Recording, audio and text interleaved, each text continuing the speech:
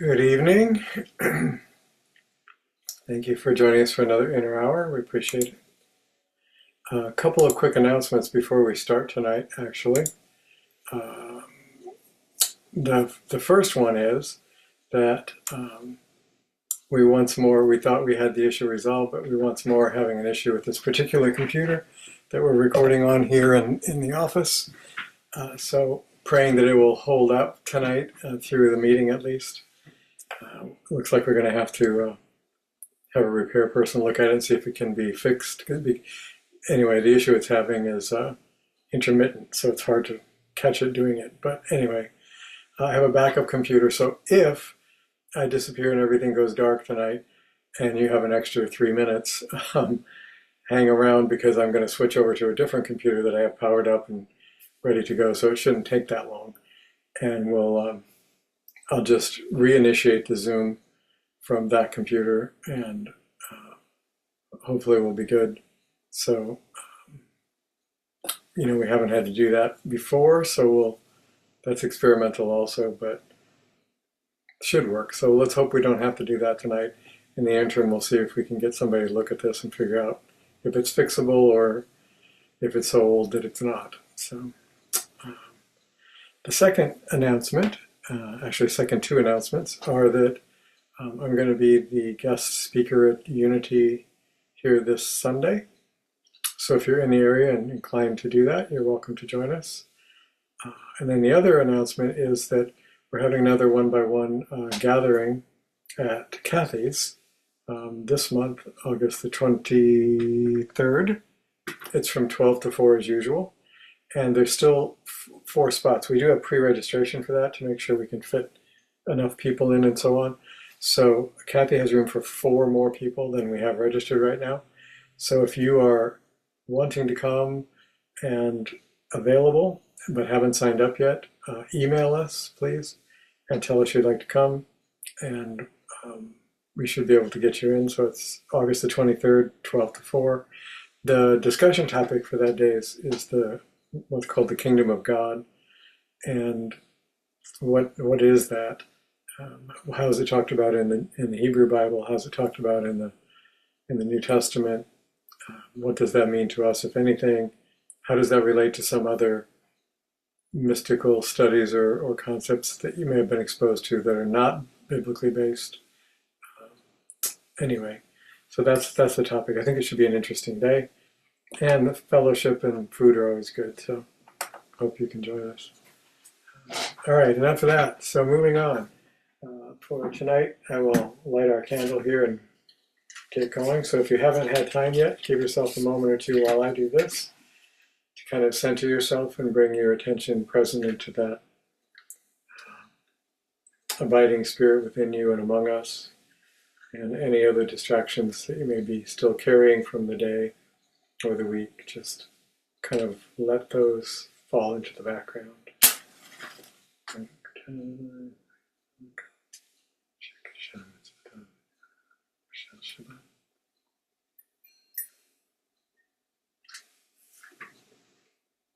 So, don't you think it's interesting that in every spiritual tradition that I'm aware of around the world, including very ancient ones, fire of some kind, sacrificial fire, bonfire, candles, lanterns, lamps, that light has always been associated with spiritual practices and spiritual rituals, and that in the biblical story it's the very first creation of God is light.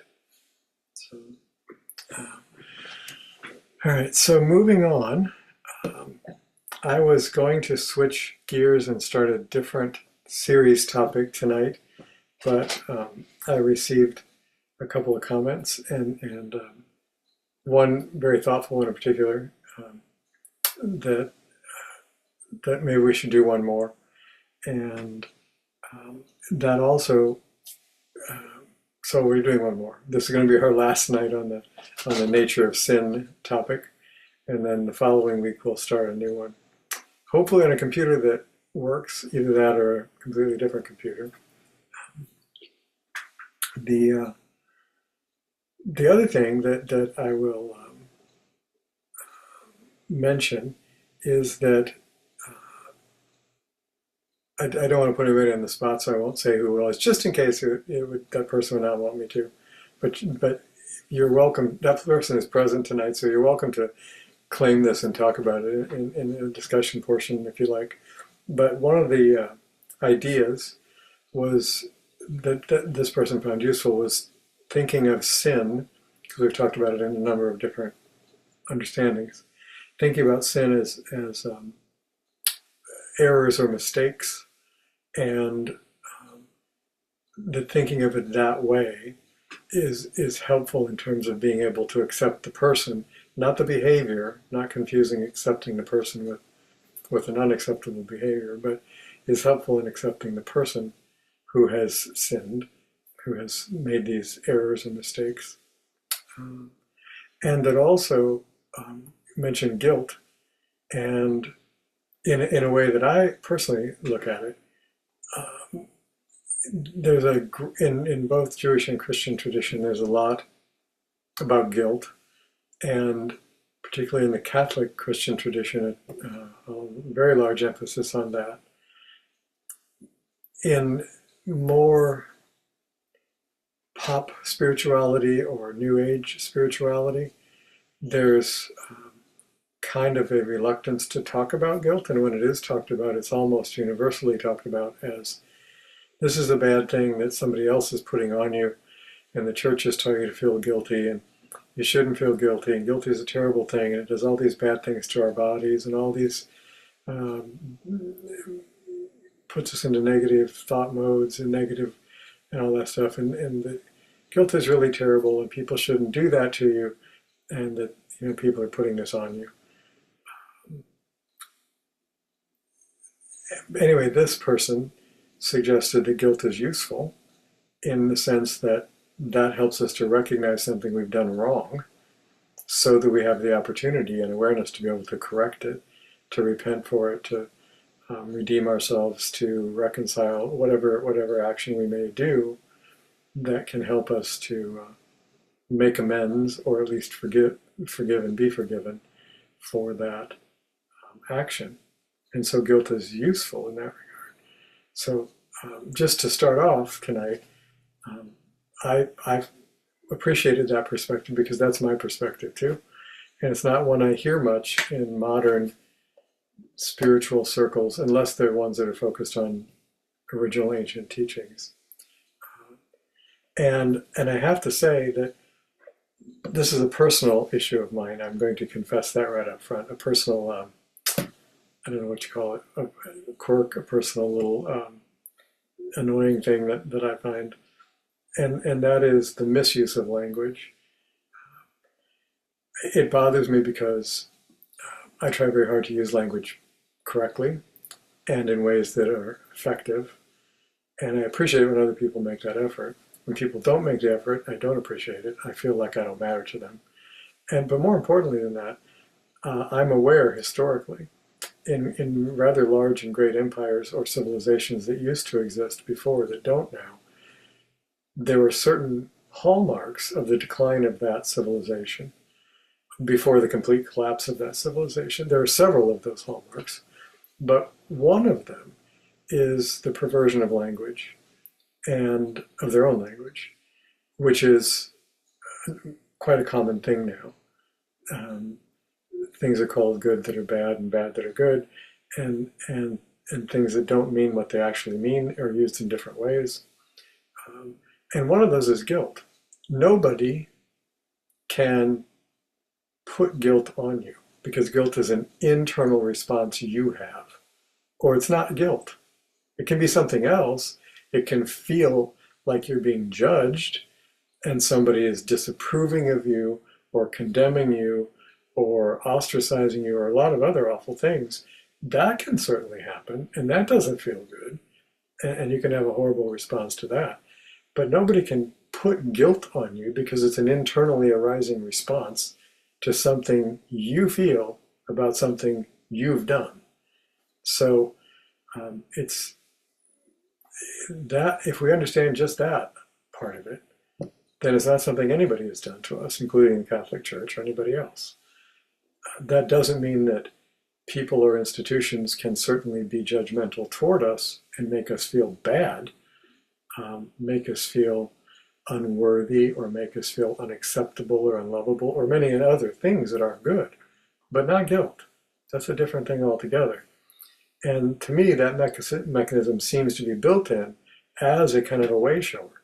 If we think about sin as being off the target, as we've talked about, missing the mark, not fulfilling the purpose, missing the point, all those sort of things. If we think about sin at all in that kind of light, then guilt is a self-correcting mechanism that helps us to see, oops, I really screwed up here, whereas we might not have seen it before.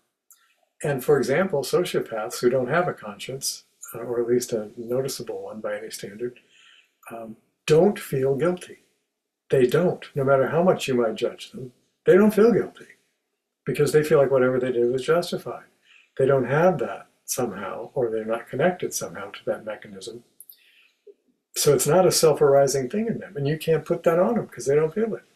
So this self-arising guilt aspect is a useful tool in our being able to discern when we are on track and when we're not on track. And it can help. Why do I feel guilty about what I said? Why do I feel guilty about this? And even if you're not sure, but you don't feel right about it, that sense of guilt, even in the early stages, can be useful in terms of, oh, I didn't even think about how that might have made them feel.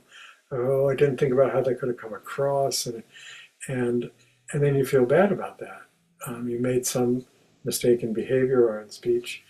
And in feeling bad about it, you can look back on that and recognize what it was and see if there's a way you can atone for that, make amends for that, make that better. And if you can't, at the very least, what they used to call repentance or teshuva, in terms of returning, you can at least turn from that and go, well, I'm not doing that anymore. If I face a similar situation, God help me, I don't want to do that anymore.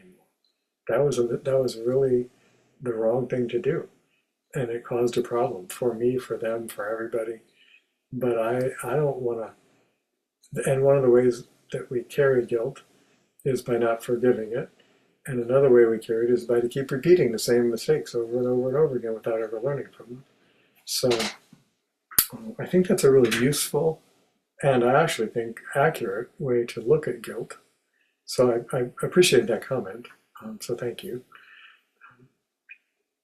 But so I wanted to do two things tonight, and since this is our last one on this particular topic, I wanted to just open it up to anybody who's been part of this series, or you're just here for the first time in this particular series, and you have a question about the nature of sin, what that is. We're talking specifically about a biblically based understanding of it. And so if you have questions about that, either something I said or we neglected to talk about, or if you didn't come to any of them even, and you have a question about it, I want to encourage you to open up your mics and cameras. And if you have any questions or comments you'd like to share with the whole group, to please do that. That's part one. We'll do that in just a minute. And part two of tonight, depending on how long that goes, and if many people comment or they don't, part two then would be, I have some questions for you. So we'll start with part one. So this is the invitation to turn on your camera if you're so inclined, and open up your mic and share with the group any questions you might have about the nature of sin or anything we've talked about, or just any insights or comments that you would like to, they don't have to be questions, comments or questions that you'd like to share. So I'll be quiet and we'll see if anybody has something they're willing to share with the group. I just saw a microphone. Ted. That except that, of course, it's Eunice. I have Hi, been Eunice. sitting quietly. Yeah, The when topic of two or more of you are gathered, like it says, when two or more of you are gathered. The other part of that sentence is, when two or more of you are gathered, I don't know which one I'm going to be speaking to. So he's anyway, go chuckling ahead. right A long time, a young man asked me, "What purpose is there in guilt and feeling guilty?" Hmm. It doesn't serve any purpose at all. It just makes you feel bad. And Hmm. well, that got me to thinking. And you know, I don't think the feeling of guilt is innate to us, except for the things unless we're taught to. Hmm. For example, the way in our society children were routinely disciplined, that being physical and harsh and whatever. Now, that's not nearly as acceptable. And if a parent were to lose their temper and strike their child, there would be guilt feelings. A generation or so behind, there would not be. Hmm. Hmm. They wouldn't have those feelings. Hmm. So I think a lot of, you know, that it's taught, that it's learned. That I understand. I understand what you're saying. Yeah. Um, and certainly child raising, child rearing styles have certainly changed since I was a child. Yeah, that's for sure. I'm not sure if this is happening for everybody. Quick interruption here. Your camera is cutting in and out, Eunice. I don't know if everybody's seeing that or if it's just on my end because my computer's wonky. I But can I can see it from here, but okay. um, Anyway, but we can. yeah, I can hear you fine. So it's, presumably everybody else can too. Um, yeah, that's um, the the. I mean, I totally agree that the environmental factors in terms of what we feel guilty about are certainly very strong. I think I think that because the point where I would diverge a little on that is I don't think it's 100% that because even as I have a memory back to quite young ages and I remember at very young age, preschool ages, I remember doing something that I felt bad about doing that I didn't get in trouble for. And I wasn't worried about getting in trouble for. I felt bad about doing it. And um, I mean, I suppose there's subliminal, subconscious, possible reasons for all of that in the environment that I was exposed to without a conscious understanding of the rules and things like that yet. But um, and also I think that there's there is whether we frame it as guilt or something akin to that, there's certain responses in domesticated animals that certainly indicate they feel bad about having done something, and it's not necessarily something you've gotten them in trouble for. If if if my dog knocks a lamp off the table with his tail and breaks it, and he's never done that before, and he's never gotten in trouble for it before, and we've never said, "Watch out for your tail and don't hit that lamp," he still feels bad about that. Um, Certainly, if I'm playing and I get bit, um, which is not an accidental thing, it's either a lack of bite control or it's a bad timing or whatever it is. Even if it hasn't been intentional, there's this immediate oh no kind of reaction. And now maybe that's not exactly guilt, but I think there's some kind of built-in mechanism in us and in many of the higher creatures that uh, helps us internally orient directionally to things that are good and things that are not. And then, of course, a huge overlay is the training environment we're exposed to for animals and us. So I don't want to discount that at all. I think that's a huge piece. Like you said, I'm just, I think I think there is an innate something that helps us track with that. Story to that. Yeah, please, Ted, go ahead. When I was young, I know exactly what you're talking about, okay? Because when I was young, it was my birthday. Um, we lived in an area where you could see a fair amount of distance. And my dad saw, um, and he was a teacher at this college for seminary students.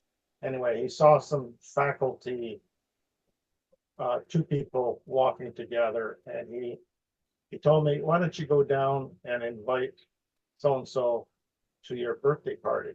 Hmm. So I went gleefully down there. I was going to do that, and then suddenly I realized, well, this isn't quite right because I'm going to be inviting this one guy when this other guy is right there, and I'm not going to be inviting him. So I knew it was wrong, Hmm. but I was not experienced enough, old enough to make my own decision. And so when it invited just the one person, even though I knew there was something wrong, I felt guilty about it. Hmm. And Hmm. and then when I came back, my dad says, "Well, did you invite the other guy too?" And I says, "No," because he didn't. Now you tell me. Yeah, exactly. So that feeling of guilt came to me because I knew it was wrong to do the one action without adding the other person to it. Mm-hmm. So I agree with you. There are some things that are innate within us, um, that recognize when something is wrong, Hmm. you know. Hmm. Yeah, that's a good story. Thanks, Ted. The other kind of flip side of that inner directional beacon, whether we call that the soul or however we understand that, because we all probably look at it slightly differently. But the other part of that is there's also this knowing of something that's right, that it's the right thing to do, so to speak, um, or it's something, whatever we call that inner voice in us, this that intuitively it directs us in a certain direction and not another. And if we pay attention to it, it's like, oh, this would be a good thing to say, or this would be a good thing to do, or this would be a good choice to make here, or it wouldn't.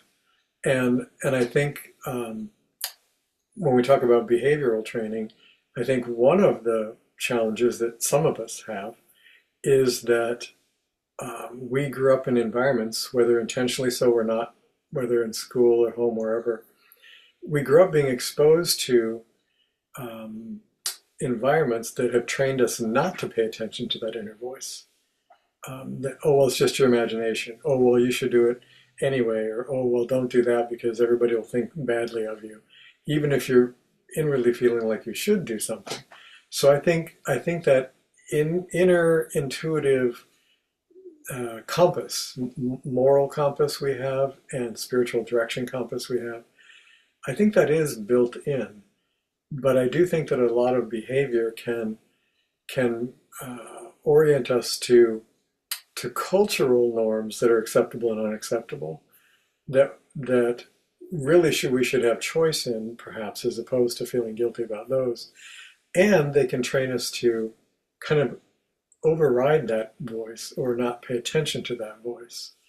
And in light of the series we've been talking about, the kind of the biblical idea of sin in its early Greek and early Hebrew meanings about being off target, so to speak, I think one of the ways we stay on target is to learn to listen to that inner voice, the still small voice, if you will. That's one of the ways the Bible talks about it. Or we might say the voice of the soul in us or the voice of God in us. Um, but we often get trained to not trust that.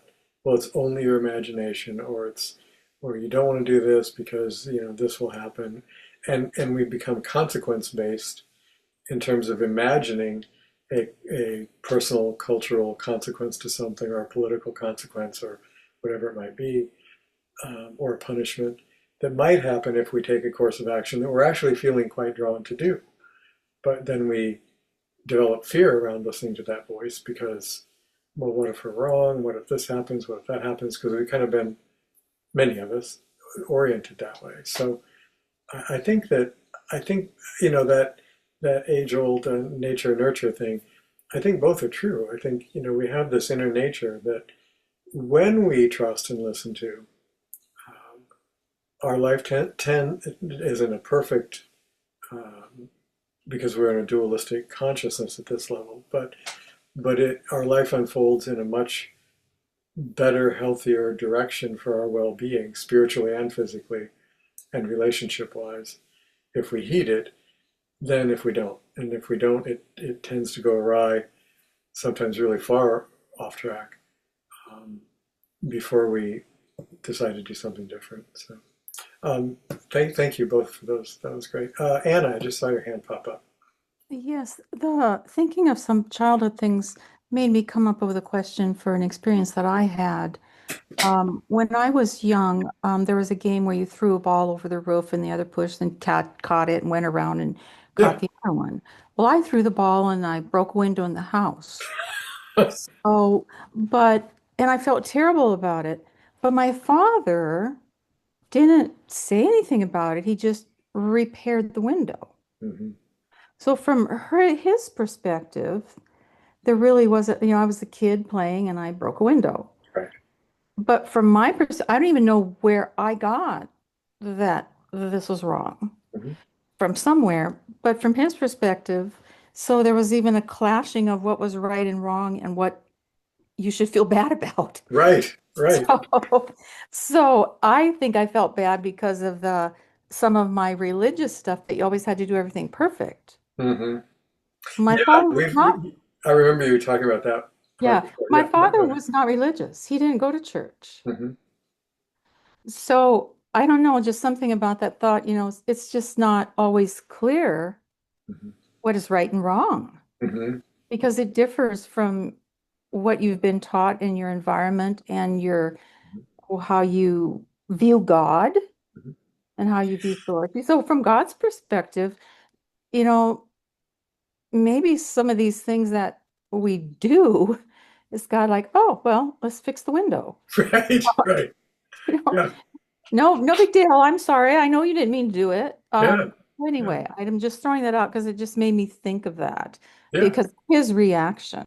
Yeah. That's a really good. It's a really good, another really good example. Um, the I In terms of how, whether it was religious training or school training or parental training or some other training, we do get programmed to certain aspects of that right and wrong that are that I would say are not inherent, but it's interesting because I actually know someone. None of you know this person, but I know someone that grew up in an environment, literally from the time they were born. They grew up in an environment where they had no role models of what was right and wrong. If they if they could get something they needed by stealing, they would steal. If they could get something by lying, they would lie. If they could advance by cheating, they would cheat. And so this person would do that. This person would steal money from their friends. They would cheat on academic papers or tests or whatever you call them. They and they Now I wasn't inside them, so maybe this isn't accurate, but from all outer appearances, they didn't seem to have any sense of guilt about any of that at all, and um, and they had no models of anything other than that until they were an adult. And I like to think now, this was years ago, but I like to think now that it might be different for them because they've been exposed to some people with spiritual moral values, and they've seen different examples, and they've also seen how some of those behaviors of lying, cheating, stealing, blah blah blah, are hurtful to people that they care about. So I'd like to think all that's changed, but it was really remarkable for me to see that, because I grew up so differently, and it's like, well, everybody would know that that's wrong. And again, maybe if we get to that really really inner core thing, they do. But there's been so much overlaid on that they don't. It's not something they've ever seen modeled. It's not something they've ever been taught. It's not something they've ever had consequences for doing. And it was a real eye opener for me to recognize how. And I've talked about this in other programs, so we won't have to get off on this. But just as I now say, we all live on the same planet, but we live in very very different worlds. And the world that's normal to me now in my spiritual life and community would be utterly foreign to many people in the world, as would their life to me. People that were born and raised in a violent, let's say, inner city drug culture, for example, very different than my world. People who grew up in countries where they are literally starving to death and don't have water, and totally different life experience, totally different world. And so we have I think many of us have a tendency to think everybody's like us, and again, at a very very very core spiritual level, there's truth in that, but at a very human level, it's just not so. We're quite different.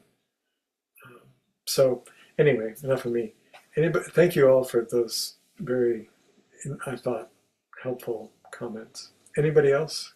Questions, comments on this topic? Or comments on what Ted, Eunice, or Anna have already shared?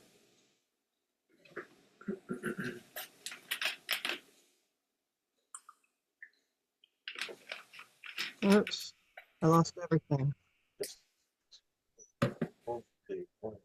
All right. Okay.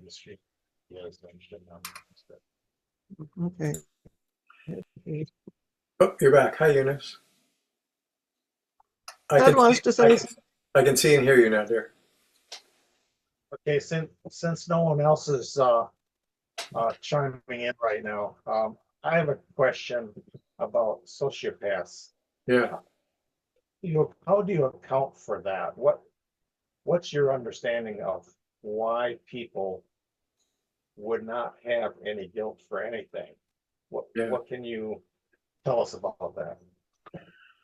Well, the first thing I can tell you about it is I'm not either a trained psychologist or a therapist, so it's quite possible that the way I think of and use the definition is not in keeping with contemporary psychology, and so I don't know the answer from that perspective.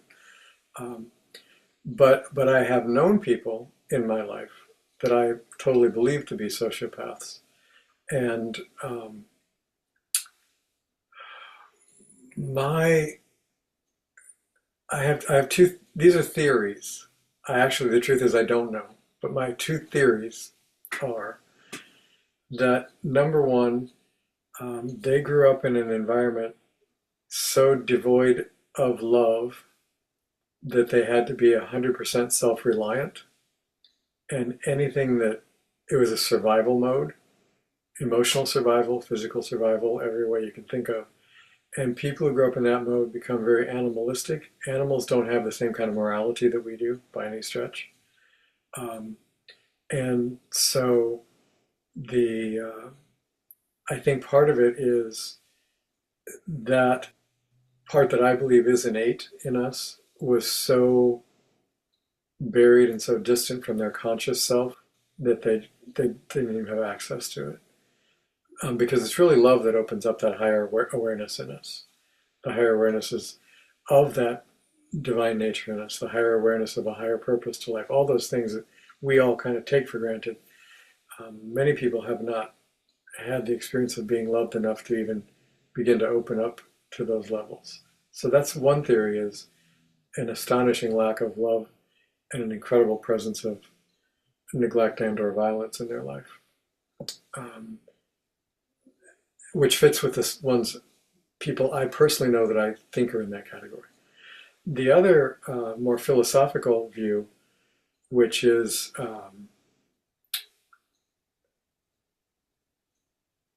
I'm contemplating whether I should even bring this up. I probably shouldn't. But so this is a right and wrong issue here, I guess. But the other issue is just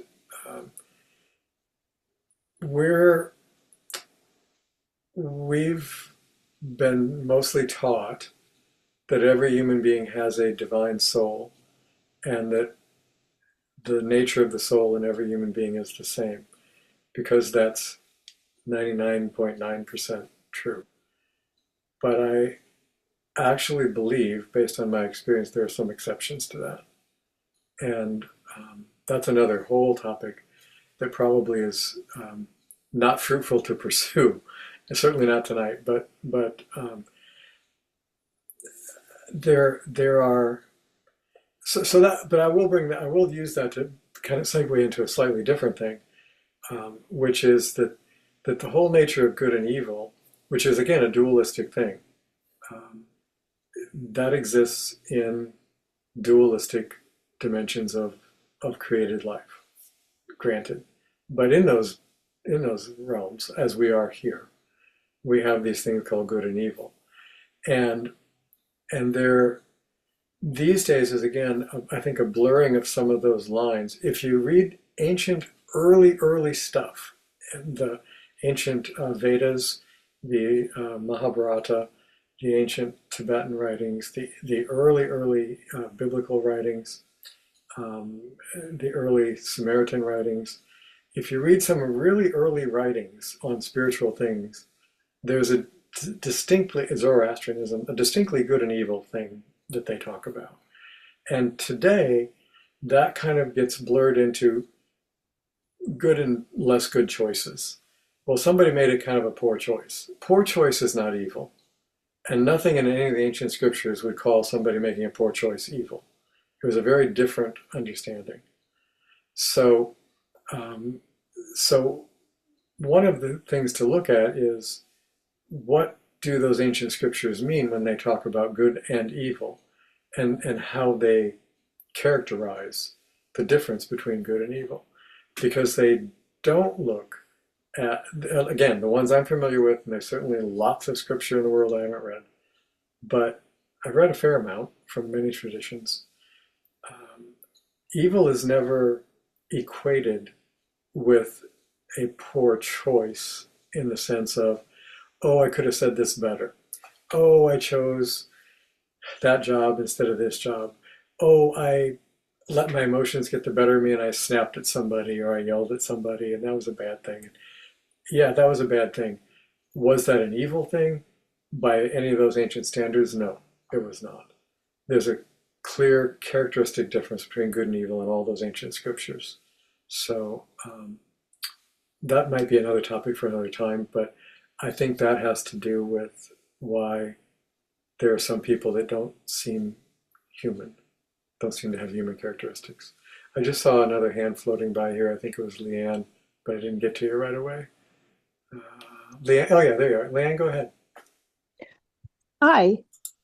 I'm sorry, I didn't mean to hit No, the no, yay please. icon earlier.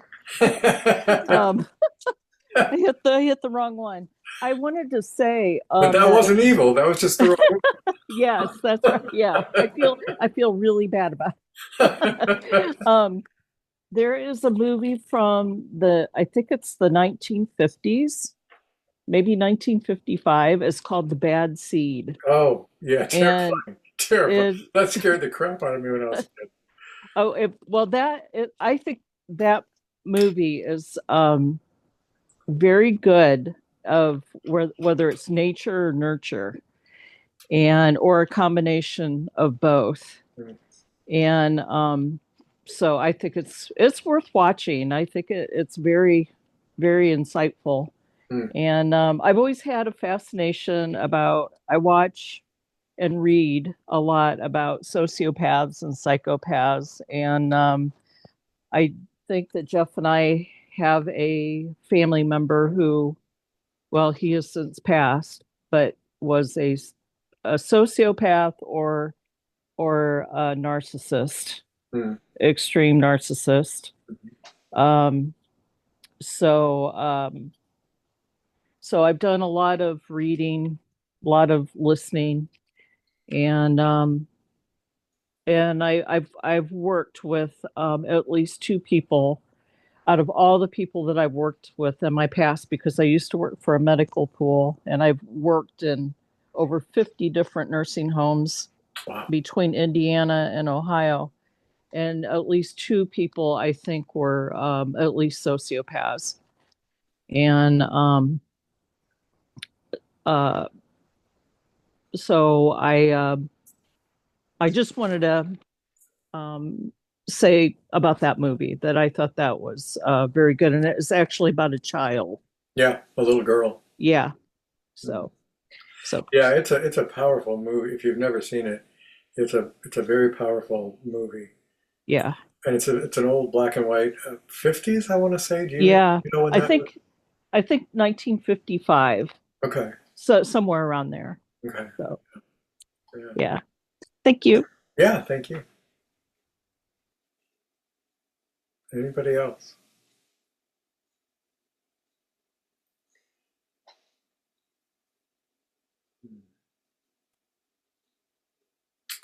Um, so one of the things that I'll mention, in case anybody's interested in looking into this more on your own, and you may well not want to at all, which is just fine. Um, Again, bearing in mind whatever we discover about the nature of good and evil in a cosmic sort of sense, those things are interplayed in aspects of creation that are dualistic. There are realms of consciousness, let's say, or realms of being um, that that are considered in ancient writings and in modern spiritual teachings as well to be these very high spiritual realms, very high states of consciousness, high states of being, the upper heavens. You know, they're described in many different ways.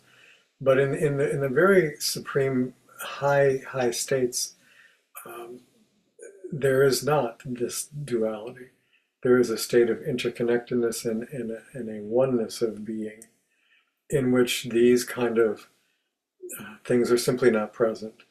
There's not there's no death or sickness because there's no physicality in that sense present there. There's no good and evil because there's not that um, divided self um, and and us and them and fear. There's no fear component. So these things don't exist in that supreme state, which is a helpful and I think encouraging thing to remember if you look into these kind of topics.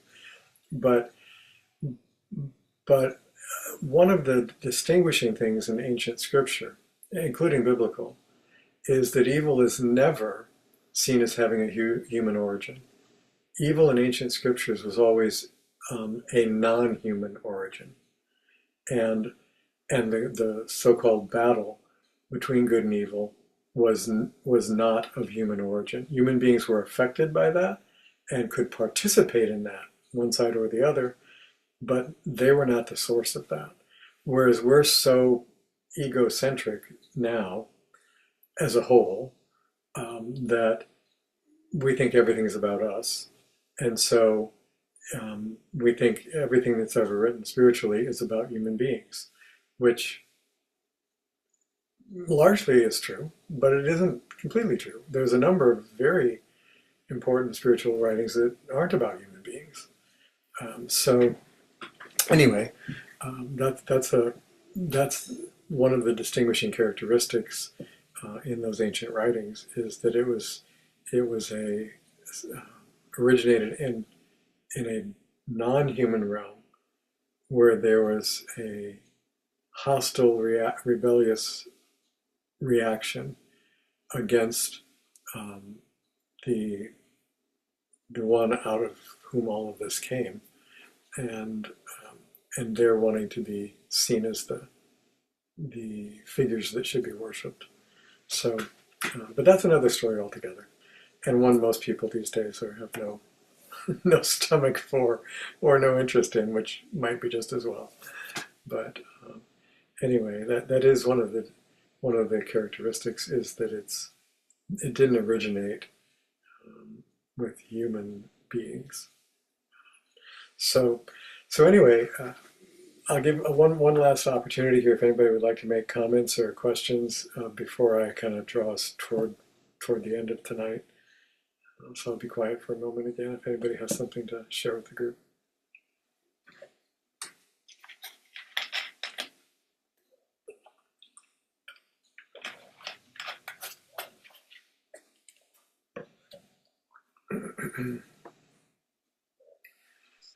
Hey, Stephen. Hey, Liz, go ahead.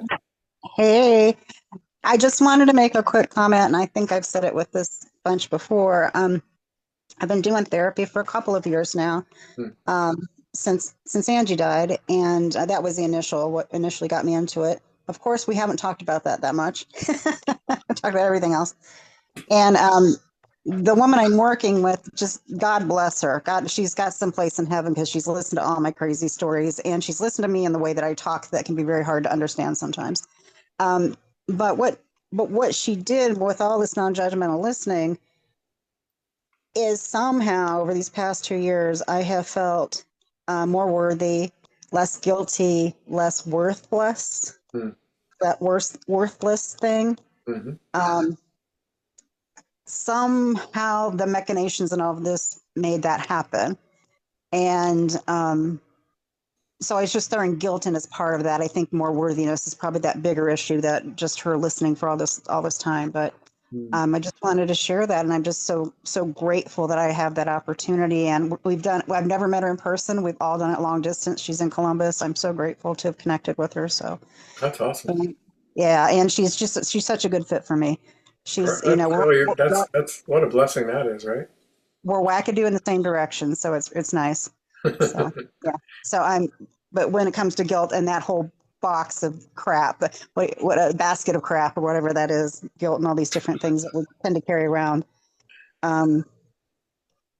She's helped me just hear my damning self-talk more clearly, and like, oh, I don't have to do that, and just all that good stuff. So just tons of gratitude. So Good. yay. Good. Yay. Thanks, Yeah. Liz. Yeah. Thank you. Mhm. Yeah, you bet. Good. Let's see. Who popped up? Oh, Ted and Eunice again. Go ahead.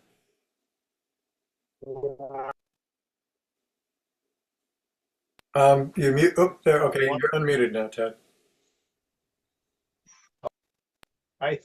Getting back to difference between a poor choice and something that's evil Mm-hmm. to your intention. If you know that something is wrong, that you're going to do is wrong, and you choose to do it.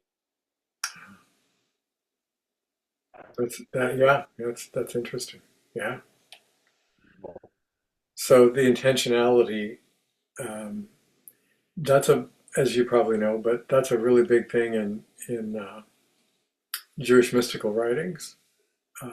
Intentionality it's called kavanah in Hebrew. It's a huge teaching that that that the more I'm paraphrasing, of course, lots of centuries of writing, but that basically the intention determines the moral quality of the action, not the results of the action. It broke up. Can you say it again? Someone's here.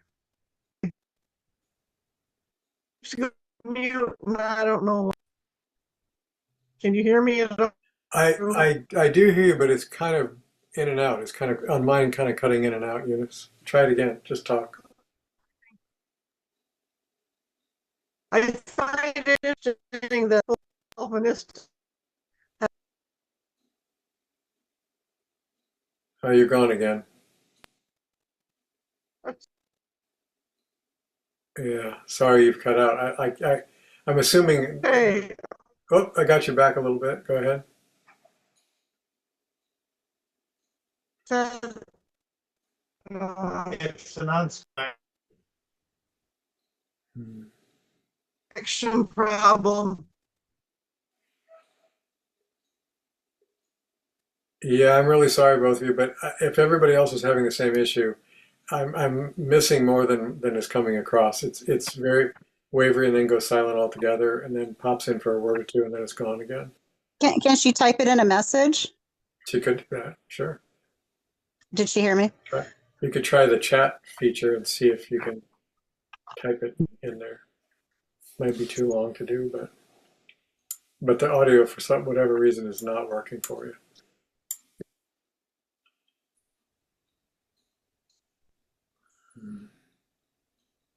Now you have, Stephen, now you have to tell a joke Okay. while we're waiting. A rabbi walked into a bar and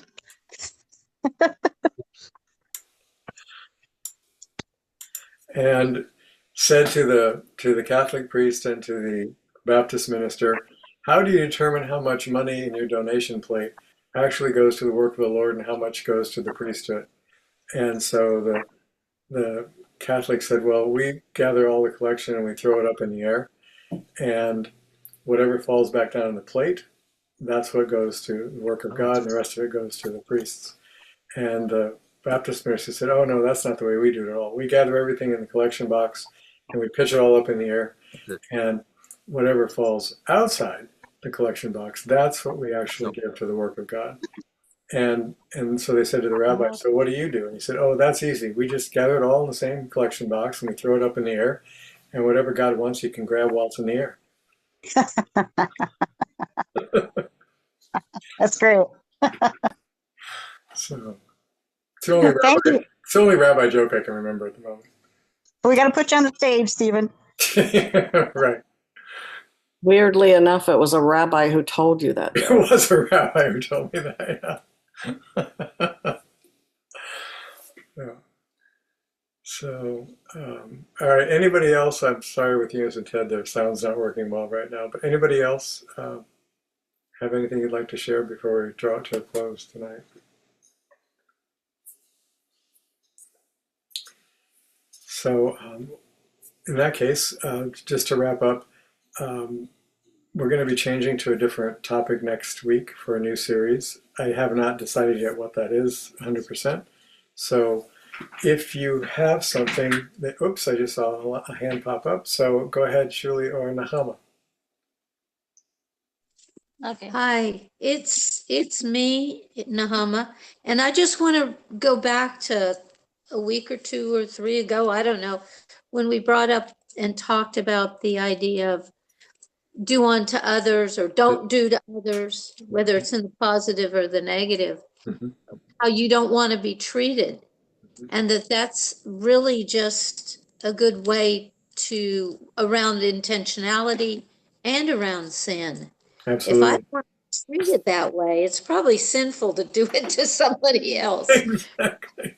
That kind of thing. And we talked about that a couple weeks ago, I think. Yeah, that was very good. I remember that. That was great. And I think that's a really good way to sort of recap the series. That kind of addresses all the issues from my perspective anyway. That was all. Did you have anything, Julie? No. Okay. All right. Well, thank you both. Appreciate it. Yeah. So if anybody has any particular topics, themes that you would like us to work on together in the next upcoming series, please email me. I really like getting your ideas. And if you don't, then you're stuck with whatever I come up with for next time. But I do invite your comments. Comments too, just comments on things we've done in this series or other series that you found useful. Anytime you want to write about any of that, I like hearing about it. And especially for the upcoming series, if you have something you would like us to get into together, please let me know. And I will let you know if we can do that or not. Mostly meaning, do I feel at all competent to discuss it or not? Because I really try hard to speak about things that I know from personal experience as versus just theoretically or philosophically, or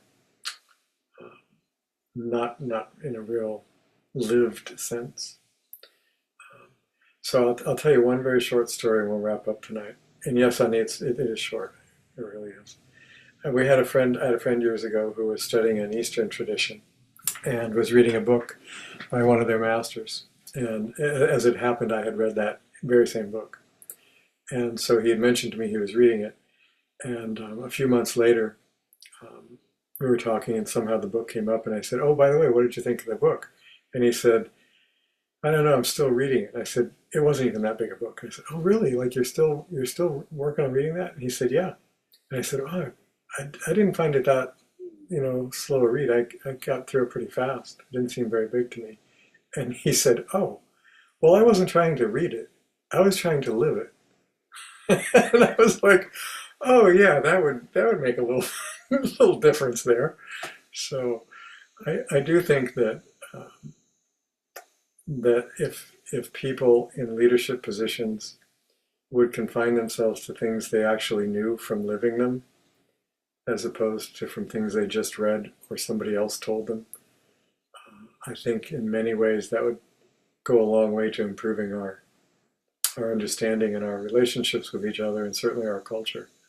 So world culture, not just this country's culture. But anyway, so let's just pause for a moment, if you would, together with me again, just for a brief moment of quiet, to kind of take all this back inside.